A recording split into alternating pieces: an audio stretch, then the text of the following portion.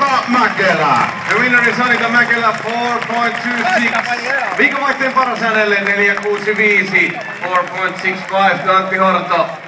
Ja näin.